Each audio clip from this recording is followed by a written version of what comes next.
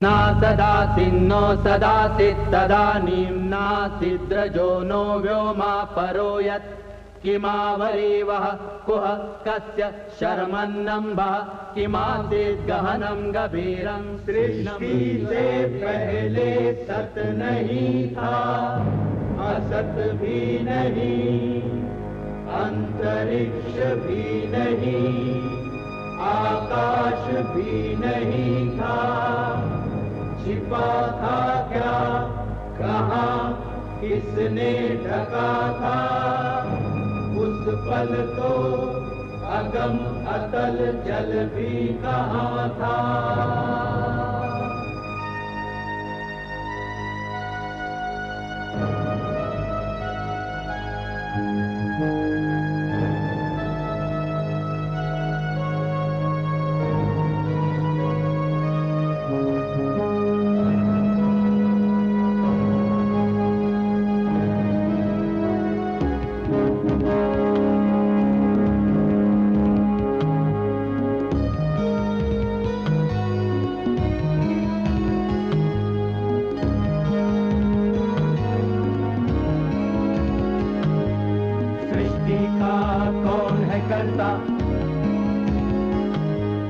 करता है वाह करता,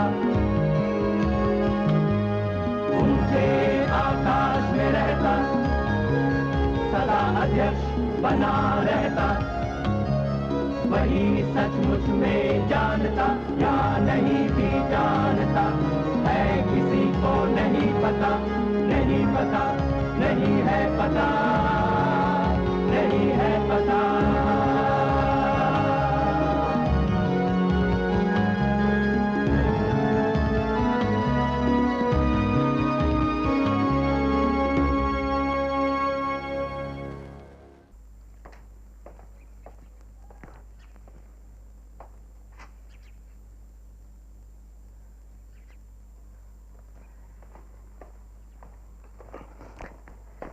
राजाओं और राजकुमारों की निंदा का मुझे कुछ ज्यादा ही शौक है। वैसे मैं उनकी तारीफ या आदर की गुंजाइश भी कम देखता हूं, पर अब हम एक ऐसे शख्स का जिक्र करने जा रहे हैं जो राजा होते हुए भी महान और काबिले तारीफ था, और वो है चंद्रगुप्त मौर्य का पोता अशोक महान। उनके बारे में H.G. वेल्स कहते हैं, जहां एक और इतिहास के हाशियों में दसियों हजार राजाओं का जिक्र मिलता है, वहां एक नाम उन सबसे अलग किसी सितारे सा चमकता हुआ नजर आता है, और वो है सम्राट अशोक का नाम। रूस से जापान तक आज भी उसका नाम इज्जत से लिया जाता है, तिब्बत, चीन और यहां तक कि हिंदुस्तान में भी। हालांकि उसके सिद्धांतों को छोड़ दिया गया है, अशोक की महानता की परंपरा को सहेज कर रखा हुआ है।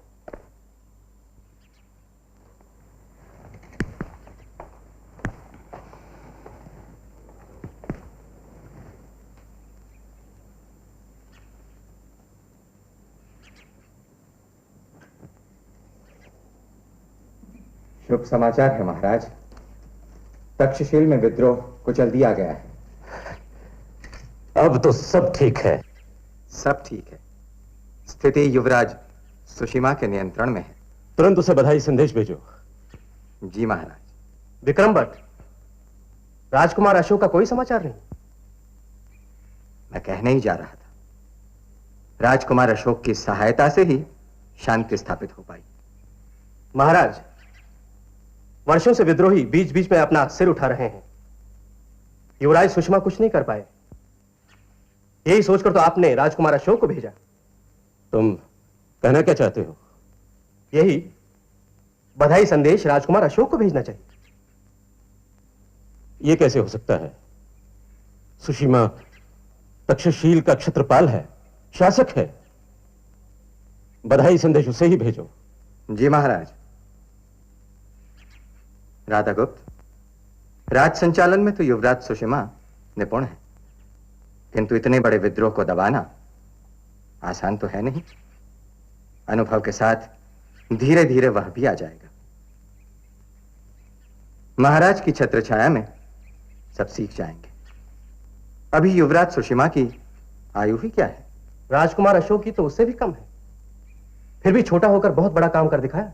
कोई कुछ नहीं करता राधा गुप्त, सब नियति के नियंत्रण में है। जो होना है वही होता है। मनुष्य तो मात्र होने का माध्यम है। युवराज सुषिमा की अपेक्षा यदि राजकुमार अशोक श्रेष्ठ है तो है। वाद विवाद से इस सत्य को बदला नहीं जा सकता। वही तो महाराज, राज्य में व्यापार को पहले से ही ठेस लग चुकी है। साम्राज्य का व्यापार केंद्र है तक्षशील, वहां शांति बनाए रखना बहुत आवश्यक है। राजकुमार अशोक के वहां न होने से विद्रोह फिर से भड़क सकता है। मेरे विचार से राजकुमार अशोक को तक्षशील में ही रहना चाहिए। दोनों को एक साथ तक्षशील में कैसे रखा जा सकता है? और फिर सुषिमा को वापस बुलाने का अर्थ होगा हमारी सामर्थ्य का अपमान। समझे आप लोग? इस विषय पर निर्णय ले लिया है मैंने। राजकुमार अशोक को उज्जैन का क्षेत्रपाल नियुक्त किया जाता है। परंतु महाराज,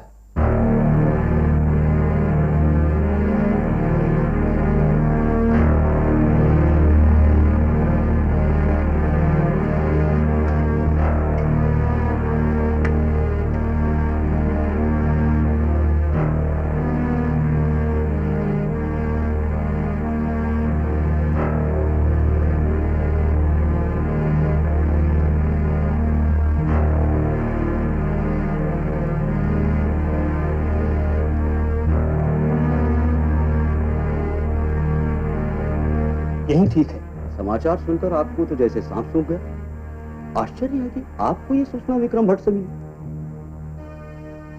इसी असमंजस में मैं भी हूं। मेरा गुप्तचर अभी तक तक्षशील से नहीं लौटा है और विक्रम भट्ट के पास समाचार भी पहुंच गया। निश्चय ही उसने राजकुमार अशोक के सामने कोई गुप्तचर रख छोड़ा है। आपका अनुमान सही है, क्योंकि जब से राजकुमार अशोक वहां गए हैं उनकी गतिविधियों की सूचना महाराज को मिलती रही है, और वो भी विक्रम भट्ट द्वारा। आपको पता था तो बताया क्यों नहीं? पहले संदेह भर था, अब विश्वास है। किसी भी प्रकार राजकुमार अशोक को सावधान करना चाहिए कि राजगद्दी हथियाने का संघर्ष शुरू हो चुका है। संघर्ष नहीं राधा गुप्त, षड्यंत्र कहो। अशोक को क्या पड़ी है कि वो इसमें पड़े? सुषिमा भाई हम सब में बड़े हैं, इसलिए वही राज संभाले पिताजी के बाद। उचित भी यही है, संघर्ष का प्रश्न ही नहीं उठता। तिस्सा, तुम अभी नादान हो। इतना बड़ा साम्राज्य चलाना सुषिमा के बस का रोग नहीं। राजकुमार अशोक तक्षशील समय पर नहीं पहुंचते तो सुषिमा कब के मौत के घाट उतर चुके होते।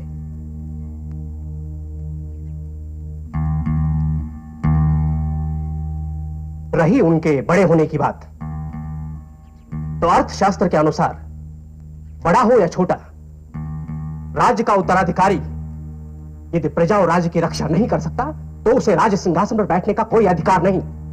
ऐसा लगता है आप सुषिमा से घृणा करते। हाँ करता। उसे साधारण व्यवहार ज्ञान तक नहीं। ये आप कैसे कह सकते हैं? व्यक्तिगत अनुभव से। एक बार किसी बात पर वाद विवाद चल रहा था। मैंने सुषमा के प्रस्ताव का विरोध किया तो उसने भरी सभा में मेरे सिर पर चपत मार दी। क्या? हाँ, सबके सामने। अब आप सोचिए, जो व्यक्ति प्रधानमंत्री का ऐसा अपमान कर सकता है वो राजा बनकर क्या अनर्थ नहीं करेगा? अरे किसी भी व्यक्ति को फांसी पर लटका देगा।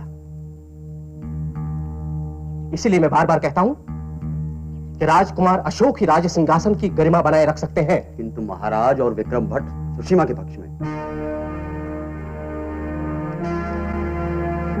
हाँ, वो देख लेंगे।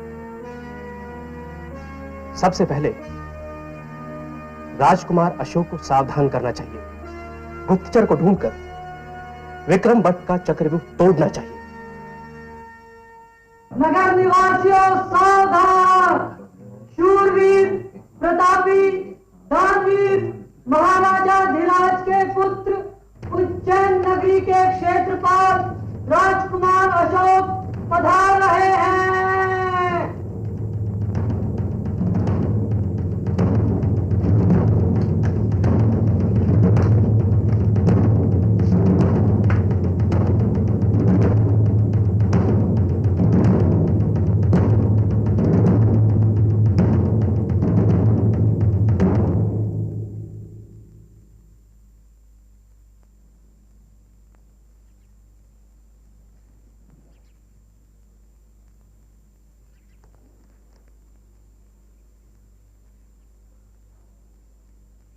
राजकुमार आयुष्मान।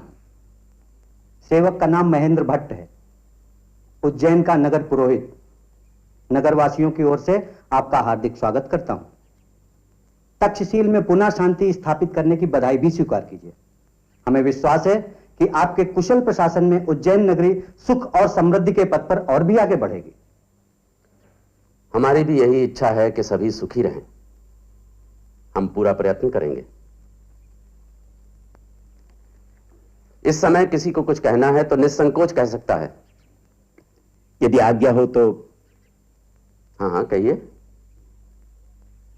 मेरा नाम सुखविहार है। व्यापार श्रेणी का श्रेष्ठी हूं और साथ ही बौद्ध संघ का सदस्य भी हूं। हमारी इच्छा थी कि भगवान बुद्ध की शिक्षा का प्रचार प्रसार करने हेतु पास ही के गांव में एक विहार की स्थापना की जाए। अवश्य कीजिए। किंतु जिस भूखंड पर हम ये विहार बनाना चाहते हैं वो शासन का है। यदि राजकुमार की आज्ञा मिल जाए तो। हाँ हाँ, हमें कोई आपत्ति नहीं है। क्षमा करें महाराज, मुझे आपत्ति है। स्पष्ट कीजिए। आपके दादाश्री सम्राट चंद्रगुप्त ने यह भूखंड हम ब्राह्मणों को दान में दिया था। इस पर बौद्धों का अधिकार तो हो ही नहीं सकता, और विशेषकर असामाजिक कार्यों के लिए तो बिल्कुल ही नहीं। असामाजिक कार्य? महाराज, आप नहीं जानते इन बौद्धों की करतूतें। गांव-गांव जाकर ये लोग नास्तिकता का प्रचार करते हैं। ये लोगों को अधर्म की ओर घसीटते हैं, समानता की बातें करते हैं। ऊंच नीच, छोटे बड़े, किसी का भी ध्यान नहीं रहा इन लोगों को। हमारी आपसे प्रार्थना है कि इन अधर्मी भिखारियों को पकड़कर कड़े से कड़ा दंड दिया जाए और धर्म की रक्षा की जाए। मैंने आपत्ति का कारण पूछा था, उपदेश देने के लिए नहीं कहा। ठीक है, यदि वो भूखंड ब्राह्मणों को दिया जा चुका है तो विहार कहीं और बन जाएगा। चंद्रसेन, इनके विहार के लिए भूमि का प्रबंध किसी और स्थान पर कर दिया जाए। आप सहमत हैं? जी, यही बिल्कुल उचित होगा। हम आपके आभारी हैं। हमारा आपसे आग्रह है कि भूमि पूजन के समय उपस्थित रहकर हमारा उत्साह बढ़ाएं। हम विचार करेंगे।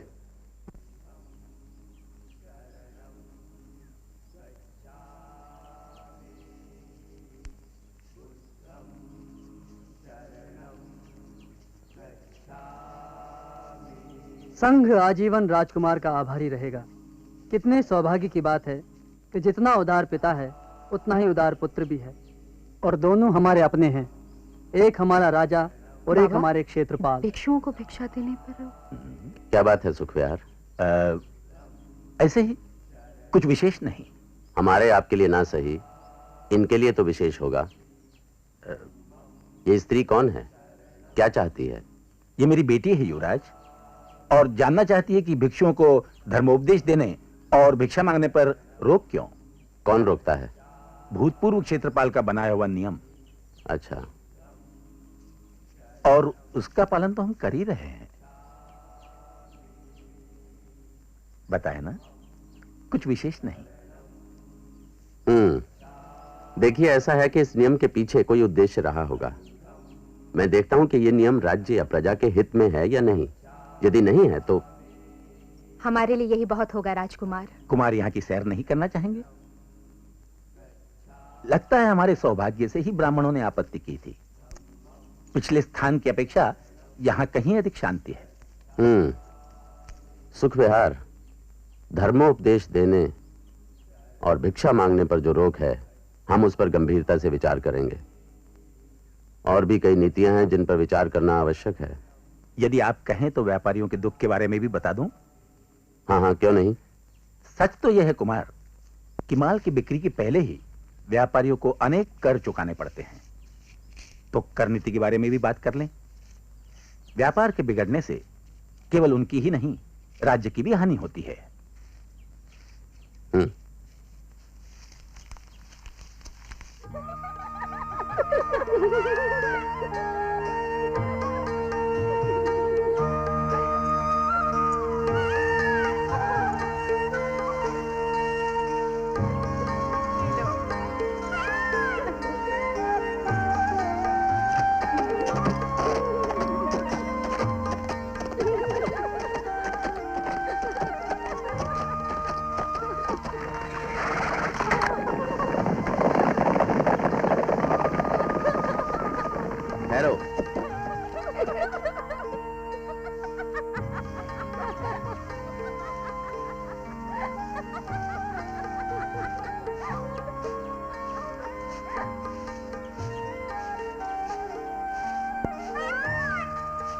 आप सुख विहार जी कैसे हैं?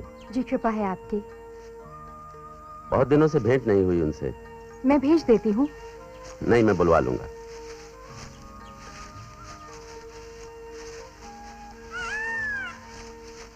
विहार का काम कैसा चल रहा है? वैसे तो ठीक ही चल रहा है। आप स्वयं देखने को पधारें तो हमारा सौभाग्य होगा। आप स्वयं हमारा स्वागत करें तो हमारा सौभाग्य होगा। जी।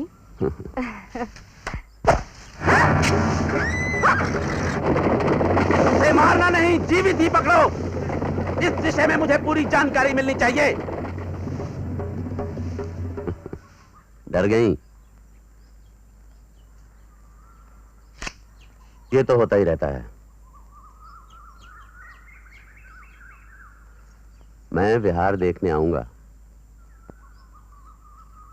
और मैं आपका स्वागत करूंगी।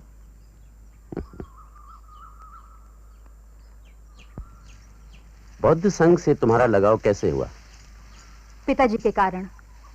वही नहीं, व्यापार श्रेणी के और भी कई सदस्य बौद्ध धर्म से प्रभावित हैं। कोई विशेष कारण? एक तो यही कि हम लोगों में आत्मसम्मान पनपता है, मान मर्यादा मिलती है। कैसे? जैसे ब्राह्मण हमें कुछ नहीं समझते तो हम भी उनके सामने सिर झुकाने को बाध्य नहीं। पिताजी कहते हैं कि ब्राह्मण ये बात नहीं समझते कि किसी भी राज्य की समृद्धि में व्यापारियों का कितना महत्व है। तुम्हारे पिताजी ठीक कहते हैं। अच्छा, तुम जानती हो भगवान बुद्ध किस गण के थे? लिच्छवी गण के। मेरी पत्नी भी इसी गण से है। वो भी बौद्ध धर्म से बहुत प्रभावित है। कभी कभी बातें भी करती है, अच्छा लगता है। किंतु मुझे इसके बारे में कभी गंभीरता से विचार करने का अवसर नहीं मिला। पाटलिपुत्र में वैसे भी समय। सुनो, तुम्हारे मन में कभी पाटलिपुत्र में रहने का विचार नहीं आया? अचानक आपके मन में ये बात कैसे आई? नहीं, ऐसे ही, क्योंकि मुझे तो एक ना एक दिन पाटलिपुत्र वापस जाना ही है। मैं चाहता हूं तुम भी मेरे साथ वहां चलो। चलोगी? मैं क्या कह सकती हूँ? हाँ या ना? पिताजी से आज्ञा लेनी होगी।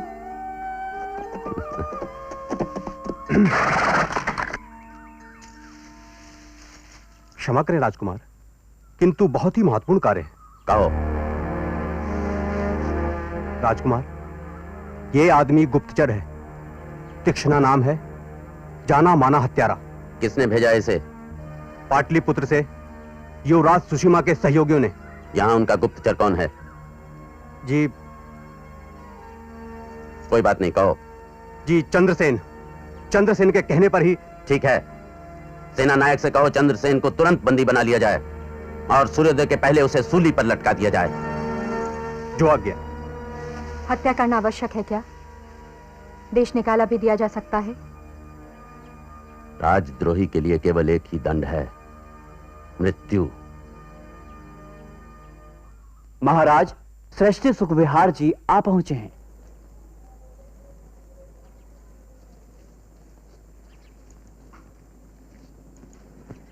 राजकुमार अशोक की जय। आइए सुखविहार जी, अब तो आप संतुष्ट हैं ना हमारी करनीति से? हाँ राजकुमार, किंतु कुछ बातें। वो भी सुलझ जाएंगी। ऐसे कार्यों में थोड़ा समय तो लगता ही है। मैं समझता हूं। वैसे उज्जैन के व्यापारी आपसे बहुत प्रसन्न हैं। किस सोच में डूब गए राजकुमार? भविष्य का क्या होगा, हमारा साम्राज्य का। शुभ ही होगा। आप जो हैं वो तो है, किंतु आप तो जानते ही हैं कि महाराज बूढ़े तो हैं ही, रोगों से भी घिरे हुए हैं। पता नहीं कब क्या हो जाए। उनके बाद हम में से ही किसी एक को शासन संभालना होगा।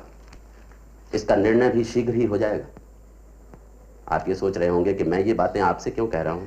कुछ भी हो, आपका विश्वास पात्र बनने का सम्मान मुझे मिल रहा है। यदि किसी लायक, मैं यही कह रहा हूं, राज सिंहासन के लिए भारी संघर्ष होगा। मैं चाहता हूं कि मेरा अपना एक सैन्य बल हो। यदि व्यापार श्रेणी का सहयोग मुझे मिल जाए तो इतनी सी बात। व्यापार श्रेणी को तो आभार व्यक्त करने का अवसर मिल जाएगा। आप तैयारी करें, एक एक सदस्य आपके साथ है। मुझे आपसे यही आशा थी सुखविहार जी। एक बात और बन जाए तो मन का बोझ उतर जाए। आज्ञा कीजिए। मैं आपकी पुत्री से विवाह करना चाहता हूं। देवी से विवाह? हाँ, कोई आपत्ति हो तो? नहीं, आपत्ति कैसे। ईश्वर ने चाहा तो शीघ्र ही राजकुमार महाराज कहलाएंगे। किंतु क्या? देवी को तो महारानी का पद नहीं ही मिल पाएगा। बहुत आगे की सोच ली आपने। आप तो ऐसे समझ रहे हैं जैसे मैं महाराज बन ही गया हूं। वो बाद में। अभी आप ये समझ लीजिए कि आप अपनी पुत्री का विवाह राजकुमार से कर रहे हैं। बोलिए, क्या कहते हैं? आप जैसा जामाता मिले, इससे बड़ा सौभाग्य मेरे लिए क्या हो सकता है। तो देरी किस बात की?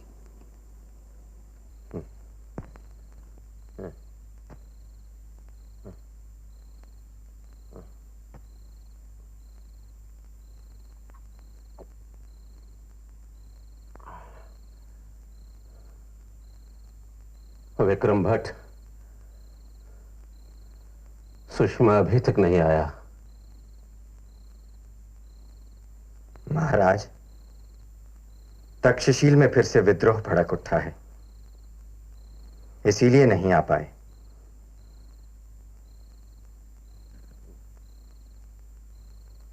कुछ भी करो, उसे यहां बुलाओ। एक ही उपाय है। यदि राजकुमार अशोक को तक्षशिल भेज दिया जाए तो युवराज सुषमा यहां आ सकते हैं। ऐसी संकट की घड़ी में उन्हें आपके पास ही होना चाहिए। महाराज, मेरे विचार से युवराज सुषमा वहीं रहकर विद्रोहियों का दमन करे। इस बार उन्हें सफलता अवश्य मिलेगी। अब तो अनुभवी हो गए हैं। अशोक एक बार विद्रोह कुचल चुका है तो दोबारा भी कर सकता है। अशोक को आदेश भेज दो कि वो तक्षशिल चला जाए और तुरंत सुषमा को यहां भेज दे। आप उचित समझें तो मैं संदेश लेकर उज्जैन चला जाऊं। भाई अशोक से भेंट भी हो जाएगी। जाओ, तुम ही जाओ, लेकिन देर न करो।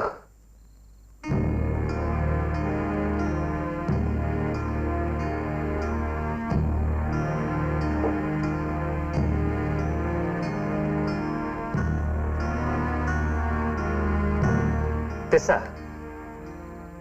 अच्छा किया जो तुमने उज्जैन जाने की बात की। अब हम कम से कम राजकुमार अशोक को सावधान तो कर सकते हैं। ये तो मेरे ध्यान में ही नहीं आया।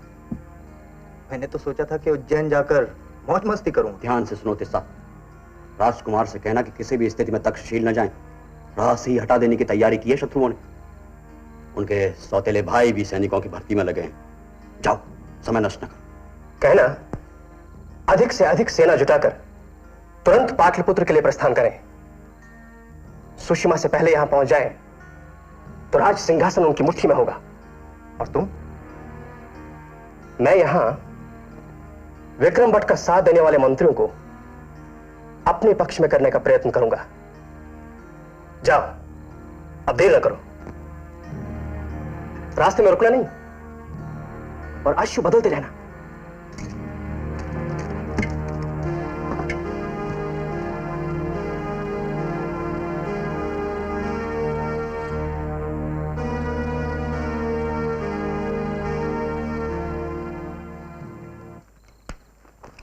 महाराज बीमार हैं तो उनकी सेवा में आपको जाना ही चाहिए, किंतु सिंहासन के लड़ाई झगड़े में आप न पड़िएगा। क्यों? अरे व्यर्थ में प्राणों को संकट में डालने से क्या लाभ? हाँ, ठीक तो कह रहा है। यहाँ आपको क्या कमी है? क्षेत्रपाल का पद, घर परिवार, सुख सुविधाएं, इन्हें दांवों पर लगाने से क्या मिलेगा? तुम हो मूर्ख। मैं इस संघर्ष में ना भी पड़ूं तो क्या वो मुझे जीवित छोड़ देंगे? उनके जीवित रहने के लिए मेरा मरना आवश्यक हो जाएगा, और यही बात उन पर भी लागू होती है। तो इसका अर्थ है कि आप राजा बने तो आप भी अपने भाइयों को मार डालेंगे? बिल्कुल। जो भी सिंहासन को ललचाई आंखों से देखेगा उसे मरना ही होगा। ये ठीक नहीं लग रहा, आप इससे दूर ही रहिए। दूर रहूं? अयोग्य और विलासी व्यक्तियों के हाथों में साम्राज्य को चला जाने दूं? राज सिंहासन का सच्चा उत्तराधिकारी मैं हूं। इतने बड़े साम्राज्य को चलाने की योग्यता केवल मुझ में है। मैं अभी अपने सैन्य बल के साथ पाटलिपुत्र कूच करता हूं। कैसा? सेनानायक से कहो कल सूर्य की पहली किरणें चौकड़ी भरते हुए अश्वारोहियों पर पड़ेंगी। संघमित्र। हाँ मैं।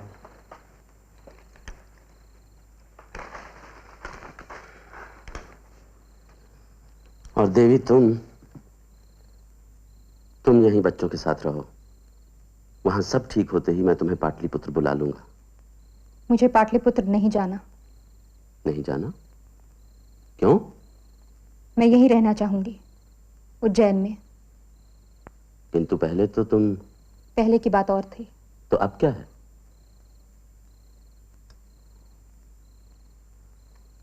मुझे भी नहीं बताओगी?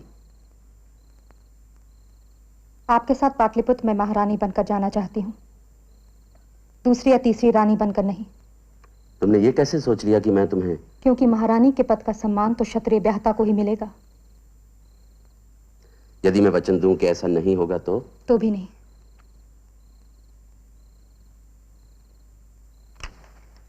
मैं आपको वचनबद्ध नहीं करना चाहती। सम्राट का कर्तव्य निभाने में संभव है आपको कुछ ऐसे निर्णय लेने पड़े जो आपकी इच्छा के विरुद्ध हो। कारण कुछ भी हो सकता है, राजनीतिक, सामाजिक या कुछ और।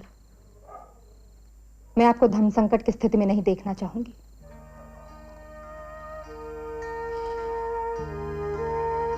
ऐसे संदेह मन में लाती क्यों हो?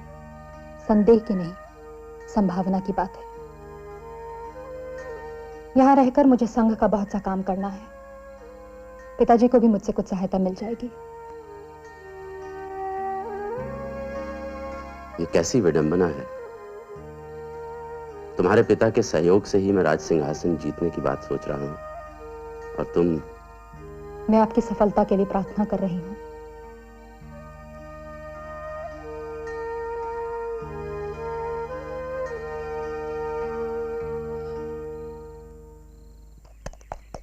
हम पाटलिपुत्र पहुंचने ही वाले हैं राजकुमार। सावधानी से आगे बढ़ते रहो, संभव है फिर किसी और खतरे का सामना करना पड़े। जो आज्ञा।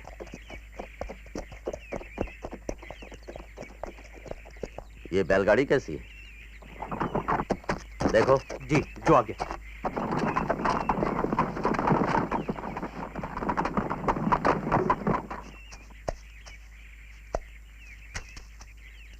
कौन हो तुम? इस गाड़ी में कौन है? मेरे मालिक राजकुमार से मिलना चाहते हैं। क्यों? कौन है तुम्हारा मालिक? ये सिर्फ राजकुमार को ही बताया जा सकता है। ठीक है, पहले मुझे देखना होगा। महाराज आप? ठीक है। महाराज कहाँ है? ये रहे। राधा गुप्त। महाराज की जय हो। और कौन है? आपका अतिथि। कौन? आप स्वयं देख लीजिए महाराज।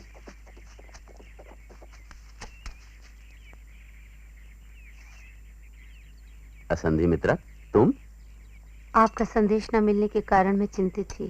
महाराज, जब इन्हें पता चला कि मैं आपसे मिलने आ रहा हूं तो मानी ही नहीं। लाख समझाया, अंत में राजहट के सामने झुकना ही पड़ा। आपको यहां नहीं आना चाहिए था।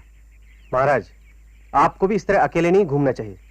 चारों तरफ शत्रुओं के सैनिक घूम रहे हैं आपकी ताक में। पता है, कल हम पर आक्रमण हुआ था, मेरे कुछ सैनिक भी मारे गए। लंबी यात्रा के बाद सभी थके हुए हैं। ऐसी स्थिति में यही अच्छा है कि दोबारा मुठभेड़ न हो। महाराज, आप भेष बदलकर हमारे साथ आइए। सैनिकों को आदेश दीजिए कि 2-2, 4-4 की टुकड़ी में बंटकर नगर में फैल जाए। चारों तरफ सैनिक हैं, किसी का ध्यान भी नहीं जाएगा।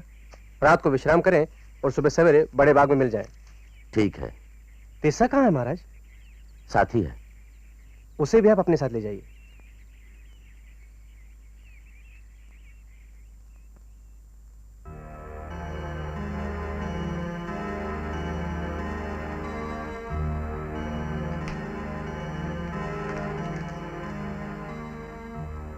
राजकुमार अशोक आ गए हैं। साथ में 5 सहस्त्र सैनिक भी हैं।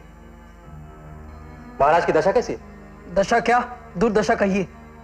अब गए कि तब गए। वहां उनके साथ और कौन है? विक्रम भट्ट और उनके सहयोगी। शत्रुजी, आपके यहां होने का अर्थ? जो आप समझ रहे हैं। अच्छा, तो फिर आप स्वयं ही राजकुमार से कहें।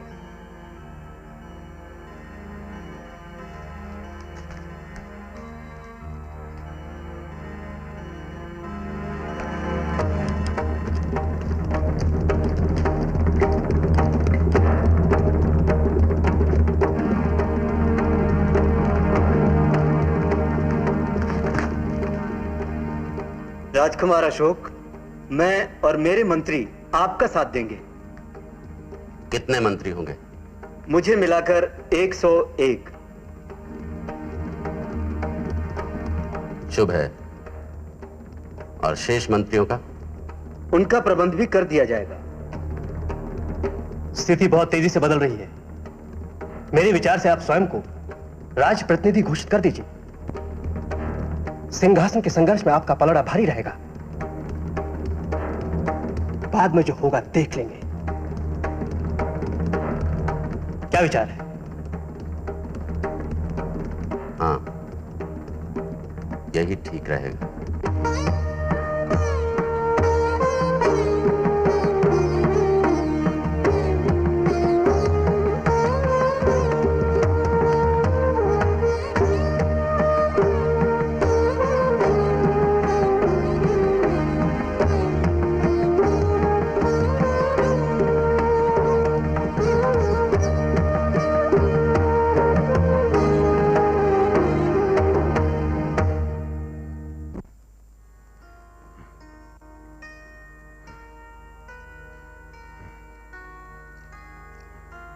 अब इन्हें भूमि पर लिटा दीजिए। गिनती की सांसें रह गई हैं। कोई अंतिम इच्छा हो तो। इसीलिए कह रहा हूं कि युवराज सुषमा के आने तक कुछ कीजिए। मैं हर संभव प्रयत्न कर चुका। अब ईश्वर ही कोई चमत्कार कर दे तो और बात। फिर भी कुछ तो कीजिए।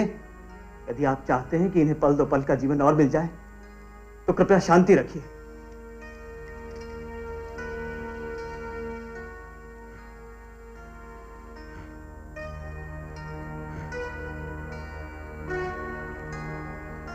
महाराज, महाराज, आपके आदेश का पालन न करके राजकुमार अशोक यहां पहुंचे हैं। और सुषमा? वह भी आते होंगे। महाराज, स्थिति बहुत गंभीर है। चारों ओर सैनिक फैले हैं। किसी भी समय लड़ाई छिड़ सकती है। महाराज, राजकुमार अशोक राजधानी पहुंच ही गए हैं तो क्यों ना उन्हें राजप्रतिनिधि घोषित कर दिया जाए। रक्तपात से बचा जा सकेगा। सभी अपने हैं। महाराज, मेरे विचार से यही ठीक होगा। युवराज सुषमा के आने तक आप। अरे नहीं, अशोक को एक बार राज प्रतिनिधि बना दिया तो वो कभी नहीं हटेगा। नहीं, सुषमा की प्रतीक्षा करो। महाराज, राजकुमार अशोक। महाराज प्रणाम। आपकी बीमारी का समाचार सुनते ही भागा चला आया। यहां स्थिति गंभीर पाई। नगर में चप्पे चप्पे पर सैनिक ही सैनिक। पता नहीं कब क्या हो जाए। यही सोचकर मैंने राधा गुप्त का सुझाव मान लिया और अपने आप को राज प्रतिनिधि घोषित कर लिया है। तुम राज सिंहासन के लिए षड्यंत्र कर रहे हो। सिंहासन पर तो सुषमा, तुम नहीं, कोई नहीं। सुषमा। लेकिन कहां है वो? यहां तो कहीं दिखाई नहीं दे रहे, जबकि मैं यहां आपके सामने खड़ा हूं, राज सिंहासन के योग्य, आपका एकमात्र पुत्र। अरे कपटी, इसी क्षण आत्मसमर्पण कर, नहीं तो राजद्रोही। खदेड़ दो इस नगर के बाहर, बंदी बना दो इसके क्षण। महाराज, महाराज,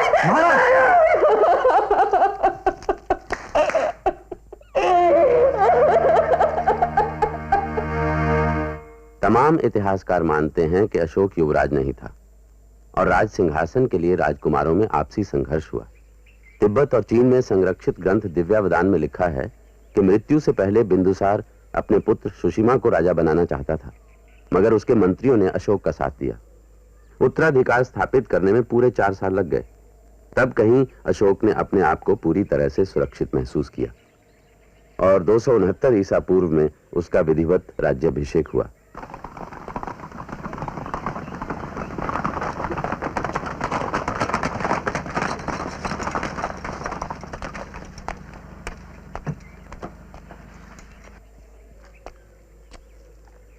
तुमने राज सिंहासन पर बलपूर्वक अधिकार जमा कर अच्छा नहीं किया अशोक। राजधानी में भाई का स्वागत है। क्या मैं पूछ सकता हूं कि किसके आदेश से मेरे सैनिकों को नगर की सीमा पर रोका गया? आप शांत रहिए। ऐसी बातों के लिए ना ये समय है ना ये स्थान। स्थिति ही ऐसी थी कि स्थिति मैं अच्छी तरह समझ गया हूं। तुमने और राधागुप्त ने जो षड्यंत्र रचा है राज सिंहासन हथियाने का, वो मैं अच्छी तरह समझ गया हूं। इसमें तुम कभी सफल नहीं होगे। कल सुबह मैं अपनी सेना को लेकर आऊंगा राज सिंहासन हासिल करने, युद्ध के मैदान में। आपका स्वागत है।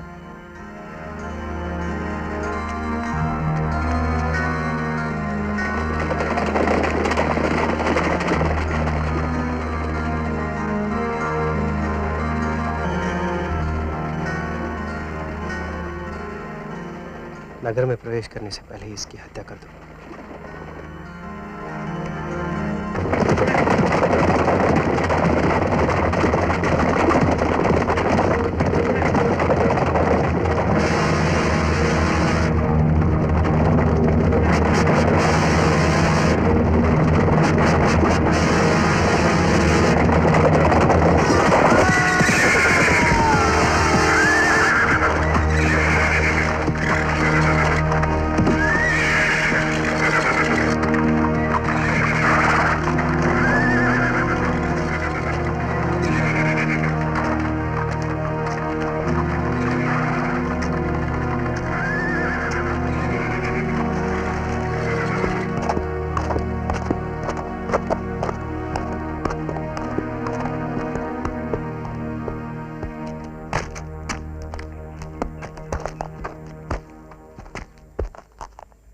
काम हो गया।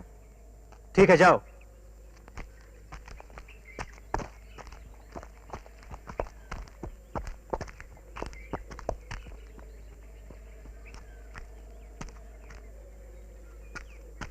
तो राज अभिषेक की तैयारी की जाए भाई अशोक। अब तो आपके और आपके राज सिंहासन के बीच का कांटा भी निकल गया है। अभी तो कांटे ही कांटे हैं तिस्सा। उग्रसेन, पर्वतेश, हरिगुप्त, हिरण्यगुप्त, जितने भाई उतने संकट। मुझे पता चला है कि ये लोग अपना सैन्य बल इकट्ठा करने के लिए नगर से बाहर चले गए। जब तक उनमें एक भी जीता रहेगा हम चैन की सांस नहीं ले सकते। मेरे विचार से यही अच्छा रहेगा महाराज। पहले सब उत्तराधिकारियों को सूली पर चढ़ा दिया जाए, उसके बाद कुछ और। राजप्रतिनिधि के रूप में शासन तो आपके हाथ में है ही। मैं आपकी दूरदर्शिता की सराहना करता हूं। हिरण्यगर्भात् समवर्तताग्रे भूतस्य जातः पतिरेक आसीत् सदाधार पृथिवीं जामुते मां कस्मै देवाय हविषा विधेम। वह था हिरण्यगर्भ सृष्टि से पहले विद्यमान, वही तो सारे भूत जात का स्वामी महान। जो है अस्तित्वमान धरती आसमान धारण कर, ऐसे किस देवता की उपासना करें हम हवि देकर। जिसके बल पर तेजोमय है अंबर, पृथ्वी हरी भरी स्थापित स्थिर, स्वर्ग और सूरज भी स्थिर, ऐसे किस देवता की उपासना करें हम हवि देकर। गर्भ में अपने अग्नि धारण कर पैदा कर, व्यापा था जल इधर उधर नीचे ऊपर, जगा जो देवों का एकमेव प्राण बनकर, ऐसे किस देवता की उपासना करें हम हवि देकर। ओ सृष्टि निर्माता स्वर्ग रचयिता पूर्वज रक्षा कर, सत्य धर्म पालक अतुल जल नियामक रक्षा कर, फैली है दिशाएं बाहु जैसी उसकी सब में सब पर, ऐसे ही देवता की उपासना करें हम हवि देकर, ऐसे ही देवता की उपासना करें हम हवि देकर।